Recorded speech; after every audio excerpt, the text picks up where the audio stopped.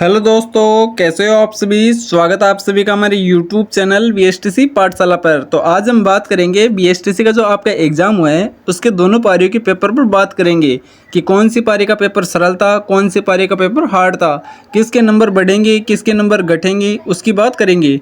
दूसरा, बीएसटीसी का जो रिजल्ट है वो कब आएगा उसकी भी हम बात करेंगे। तीसरा, बीएसटीसी में जो कट ऑफ है वो कितनी रहने वाली है, कितना नॉर्मलाइजेशन होने वाला है, वो भी हम चर्चा करने वाले हैं। तो बिना देरी के करते हैं क्लास को शुरू।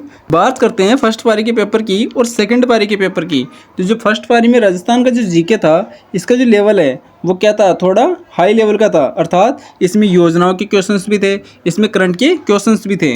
बात करते हैं सेकंड पारी के पेपर की। तो सेकंड पारी के पेपर में ऐसा कुछ भी देखने को नहीं मिला। अर्थात उसमें नॉर्मल क्वेश्चन थे, ज़्यादा लेवल का पेपर नहीं था। लेकिन फिर भी यहाँ पर अगर हम बात करें तो 6 से 7 क्वेश्चन टफ थे। अर्थात 6 से 7 क्वेश्चन कहते हैं जीके में टफ थे।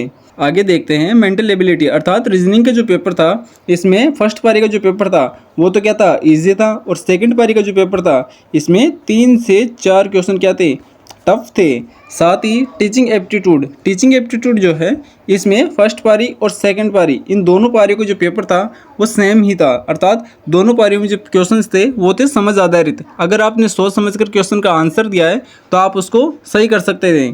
बाकी आपको पता ही है कि अगर आप थोड़ा सा भी दिमाग न लगाओ तो ये क्वेश्चंस गलत होने की पूरी संभावना रहती है। बाकी बात करें हिंदी और इंग्लिश की, तो हिंदी और इंग्लिश दोनों में ही क्या थी, सेम थी। अर्थात फर्स्ट पारी और सेकंड पारी इन दोनों का ही हिंदी का पेपर और इंग्लिश का पेपर सेम था। तो आगे देखते हैं नॉर्मलाइजेशन होगा या फिर नहीं होगा। तो जैसा कि आप सभी को पता है कि जब भी कोई एग्जाम होती है और उसमें 2 या फिर 2 से अधिक पारियां एक साथ कंटेंट करवाई जाती हैं तो उसमें हमेशा नॉर्मलाइजेशन देखने को मिलता है। अर्थात एक पारी में नंबर बढ़ाए जाते हैं तो दूसरी पारी में नंबर काटे जाते हैं, या फिर एक पारी में नंबर ज़्यादा बढ़ते हैं तो दूसरी पारी में नंबर कम बढ़ते हैं। कितने नंबर बढ़ेंगे, तो जैसा कि आप सभी को पता है कि फर्स्ट पारी में 6 से 7 क्वेश्चन बढ़ने की पूरी संभावना है। अर्थात 18 से 21 नंबर पूरी की पूरी बढ़ने की संभावना है। साथ ही सेकंड पारी में भी देखें तो सेकंड पारी में 3 से 4 क्वेश्चन, अर्थात जो रीजनिंग के 3 से 4 क्वेश्चन थे वो बढ़ने की पूरी संभावना है। इससे ज़्यादा नंबर बढ़ने की संभावना नहीं है। आगे देखते हैं बीएसटीसी का रिजल्ट कब तक आएगा। तो बीएसटीसी का जो रिजल्ट है ये जून लास्ट वीक, अर्थात जून का जो लास्ट वीक है और जुलाई का जो फर्स्ट वीक है, इसमें आपको बीएसटीसी का रिजल्ट देखने को मिल सकता है।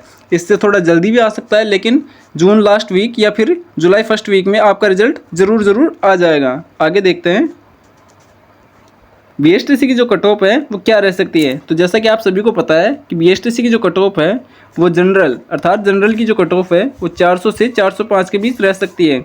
आपको मैं बता दूं कि अगर नॉर्मलाइजेशन होता है तो ये कट ऑफ 440 पार भी जा सकती है। कितनी, 440 पार भी जा सकती है।